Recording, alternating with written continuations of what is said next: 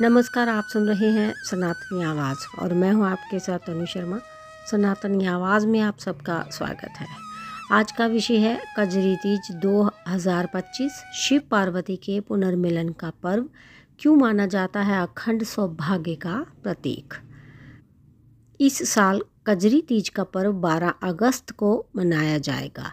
ये दिन भगवान शिव और माता पार्वती के पुनर्मिलन से जुड़ा हुआ है और इसे अखंड सौभाग्य, दाम्पत्य सुख और प्रेम का प्रतीक माना जाता है। इस अवसर पर विवाहित महिलाएं अपने पति की लंबी उम्र और सुखमय जीवन की कामना करती हैं, जबकि अविवाहित कन्याएं योग्य जीवन साथी पाने के लिए व्रत रखती हैं। आइए जानते हैं इस पर्व का इतिहास, पूजा विधि और महत्व। पौराणिक कथा। कजरी तीज का वर्णन स्कंद पुराण और शिव महापुराण में मिलता है। पौराणिक मान्यता के अनुसार देवी पार्वती ने भगवान शिव को पति रूप में पाने के लिए कठोर तपस्या की थी। ये तपस्या उन्होंने पूरे 108 जन्मों तक की।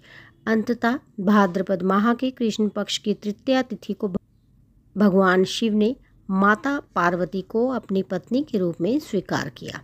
तभी से ये दिन दाम्पत्य प्रेम, निष्ठा और सौभाग्य का प्रतीक माना जाता है। कजरी तीज पर महिलाओं की परंपरा।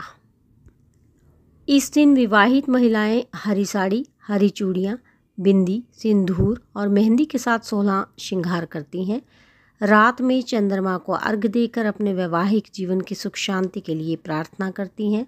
अविवाहित कन्याएं भी इस व्रत को अच्छे वर की प्राप्ति के उद्देश्य से करती हैं। नीम की पूजा का महत्व। कजरी तीज पर नीम की पूजा करने की विशेष परंपरा है। नीम को पवित्रता, औषधीय गुण और स्त्री शक्ति का प्रतीक माना जाता है। महिलाएं नीम की डाल या पत्तियों पर मिट्टी से बनी देवी प्रतिमा रखकर उसकी पूजा करती हैं। पूजा में हल्दी, सिंदूर, चूड़ी, बिंदी और श्रृंगार की वस्तुएं अर्पित की जाती हैं।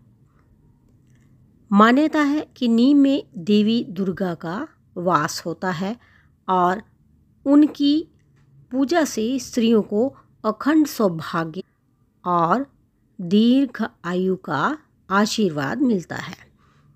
तिथि और शुभ समय। इस वर्ष कजरी तीज की तृतीया तिथि 11 अगस्त को सुबह 10:33 पर शुरू होगी और 12 अगस्त को सुबह 8:40 पर समाप्त होगी।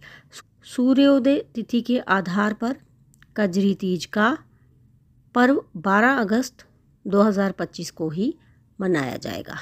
तो इसके साथ ही मुझे दीजिए अनुमति, फिर मिलती हूँ। धन्यवाद।